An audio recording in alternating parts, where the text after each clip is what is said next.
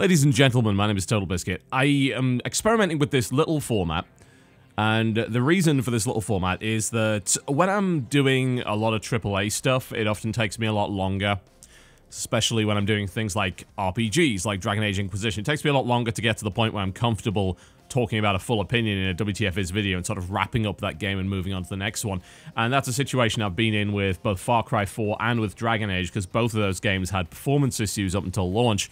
Dragon Age is a lot better now, and then you've got Far Cry 4, which still hitches horribly, and the only way it's actually going to work is if you disable mipmaps, which it makes the game look terrible, but really, it's either that or have it stutter all over the place. So, you know, I'm going to take the non-stuttering option there. And I thought, well, wouldn't it kind of make sense to sort of do a critique in progress sort of thing every few days, maybe do a little update of what I've been playing? Because I've got all this B-reel footage from Shadowplay that it's automatically recording. So it kind of makes sense to be able to talk a little bit about the games that I'm currently playing for WTF and sort of give a preliminary set of thoughts on them. Not to be taken too seriously, of course, but I think it keeps perhaps the viewers up to date. And it's also sort of an adaptation of the way that a lot of game blogs and game websites do things, especially with games that they're currently working on. They'll maybe write a little in-progress article or whatever. I think maybe that could be useful as a format. We'll see. So I'm just tossing this fairly short video together to see whether or not that's something that would actually interest you. I'll probably do a few episodes, have a look at the views, and then see if it's worth carrying on with it. So as I mentioned, I've been playing Far Cry 4. I did have to disable those mipmaps, and the game does not look brilliant as a result. It's taken a lot of the textures down to low, but it has got rid of the majority, if not all, of the stuttering. The performance does seem to be pretty high now across the board. So I've done a few more missions. I've probably put about 3 or 4 hours into the game so far, unlocked a couple of weapons, did a bunch of hunting so that I could get all these bags and things sorted out. That game is very annoying to play, I think, without minimum 3 weapon spots, because you're so very limited, and the game absolutely loves to encourage you to use the bow, either for silent takedowns or for hunting, because it gets you double skins. So that's kind of your primary weapon slot there, and then your first harness is just for a secondary, and you don't get a great selection of them. You get like a revolver, you get what looks to be a Luger, I think, or something along those lines, or a Mauser, I'm not sure what it is, and then you get a Scorpion, which is extremely inaccurate. You know, it's just a little micro SMG. So, frankly, I think you do need that second primary weapon slot to really get things going, so that would be the first thing that I would grab, and I eventually managed to get that stuff, and also hunted for a larger wallet. I was in this stupid situation where I had a loot bag that was full that I couldn't sell because I had 250,000 rupees, and I need to upgrade my wallet size. I never liked that functionality within the Far Cry games. It's sort of a waste of time. It's a deliberate set of gating that, frankly, I just don't think should be there. And I also find the weapon wheel system just to be annoying, and I found that annoying in Far Cry 3 as well. Content-wise, the world just does seem to be a little bit more reactive, or at least alive, than the island was. I like the calmer events. I like the fact that outposts can be attacked and that you've got to go and help to save them. There's a bunch of cool stuff going on with that. The outpost missions are pretty much the same as in Far Cry 3, with the exception of being able to attract animals to make a giant mess. But you also get access to some cool stuff really early, like the ability to ride an elephant, or the access to a helicopter, which does make the whole radio tower thing completely pointless. It's really weird. It's like, yeah, you got access to the radio tower, now you can see everything around you. Or I could just get up in this helicopter that's very easy to acquire, fly upwards, and then see everything, right? I've never understood the idea of, oh, you got the radio tower, so now you know where everything is. Based on what, exactly? I don't really know what's going on with that.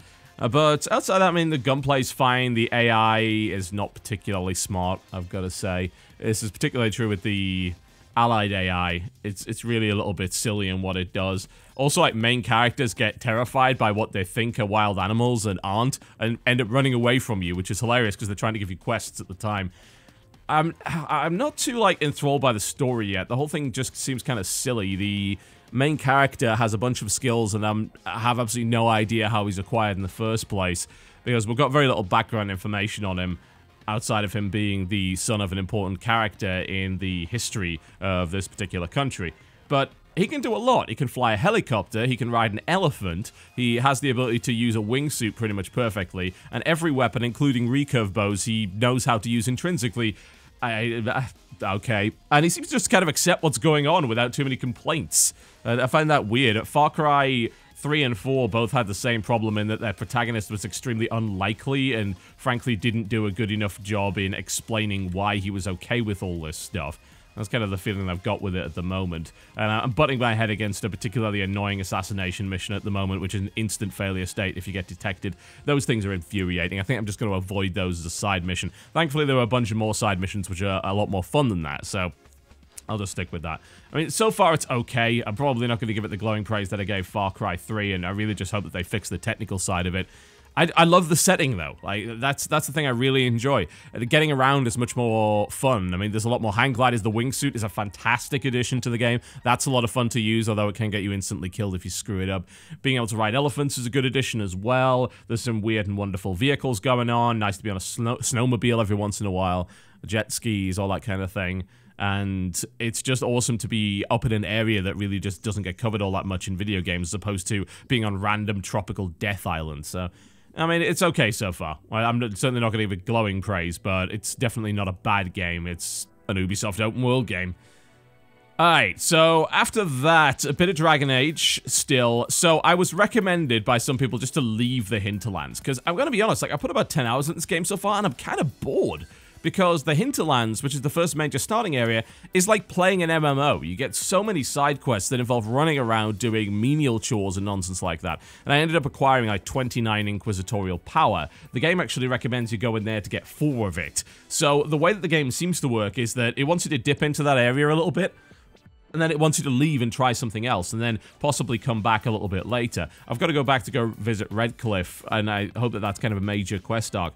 But a lot of the stuff that happens in the hinterlands is really boring, because you don't get any meaningful character interaction, which is, of course, what a lot of Dragon Age was always about. So I eventually left the bloody place, having got myself to level 6, went back to the main hub area, got to talk to a bunch of characters, which is good, because I get to start building relationships, and then went to the War Council, and went and recruited a new character. So now I have Vivian, and I've got access to a bunch of other areas as well. So that seems to be getting a little bit more interesting. I like the agent system that they've got going on right there. You can prioritize using your power to unlock different pieces of content. So I dig that, and I've started to get into the crafting system too, which seems to have a decent amount of depth. So that's fairly interesting, although I'm still looking for another area that's very intriguing. I've run into some areas that don't involve any combat at all, so that's a very RPG kind of thing to do. And it's giving me a much-needed break from slaying the same bands of Rogue Templar and Rebel Mage over and over and over again in the hinterlands. Although I do have the feeling I'm going to have to go back there by the looks of it. It's strange because, like, for a completionist, I think the hinterlands is a great way to bore the hell out of you, because there's so much stuff to do there. I think it would take 20, 30 hours to finish everything in the hinterlands.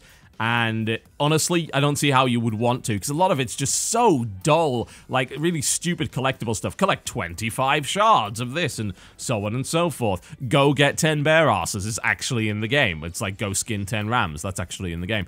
So, yes, those aspects of the game that I'm not a particular fan of have been holding back my enjoyment of it. So, hopefully, when I dip into some other areas, that's going to improve, because it definitely had a very slow start, and the hinterlands is not a good opening area at all, frankly. It's very, very uncompelling. Outside of that, I played a little bit of Never Alone, kind of started on that. I shouldn't have to play too much of this to really get an impression. It is only a 4-hour game, so probably playing half of it, or maybe even just trying to beat the whole thing might be the way to go. I am not 100% convinced by it so far, mostly because the game seems to have some fairly obvious AI problems, which is a little bit strange to say the least. So the issue with the AI that I found is that there's a mechanic where you have to brace against the wind, and you control one of 2 characters at any given time. It's not like Brothers where you control both at the same time. So in theory, what you do with one character will be emulated by the other. So I hit the brace button when I'm playing the fox, and the little girl's following me. She's just kind of climbed up onto this bit of the terrain, and she doesn't brace when I say brace. So she falls into the pit and dies instantly, which involves me going back to the checkpoint. And this has happened various times with both characters. It's really damn annoying. And I've also had the characters get stuck in the terrain on more than one occasion, which generally means, again, having to kill yourself or restart the area. not brilliant. So far, I've not really found too many interesting mechanics to write home about. I like the way the brothers worked because both brothers had to do things simultaneously, which led to some interesting, if fairly easy puzzles. In Never Alone, it's a case of switch to this character to do this. In the case of the little girl, she can push heavy objects. In the case of the fox, he can wall jump, and he can also detect these spirits. And if he jumps on top of the spirit will generally move, which will allow the girl to jump on top of it. I mean, it's got a great art style, don't get me wrong, and I love the fact that, again, it's a game that's in a very unique setting that hasn't been covered too much by games before. Although, so far, I haven't really got the cultural experience that I was hoping from that game, because a lot of the cultural explanation is actually done via video, and it says, go watch this cultural insight video, and it takes you right out of the game, which I'm not really too keen on. I like the notion of telling this people's culture through the gameplay, and it does a decent degree of that using scrimshaw art and also having you interact with some fairly interesting looking characters. But so far, I don't really feel like I'm learning about those native Alaskan people, and that, to me, seems like a missed opportunity. So I'm hoping that the rest of the game has more of that. I am only about 45 minutes in, so there's plenty more content to experience as of yet. It looks great, it's got some really nice ideas behind it, but the controls are imprecise, and that's causing me problems in some of the platforming sections, and my AI partner not doing what I asked it to do is a big problem when it's got a lot of instant death scenarios in it.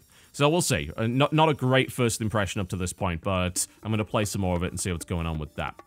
Alright, there you go. I also have access to Tales of Borderlands. I'm going to be playing a little bit of that. The embargo for that is on the 24th, though, so don't expect anything before that. But that pretty much wraps up what I played yesterday, and there's a little bit of footage in the background for it. Let me know if this was interesting to you in any way. It's kind of just a more informal chat about the games that I'm currently playing, and I'll see you next time.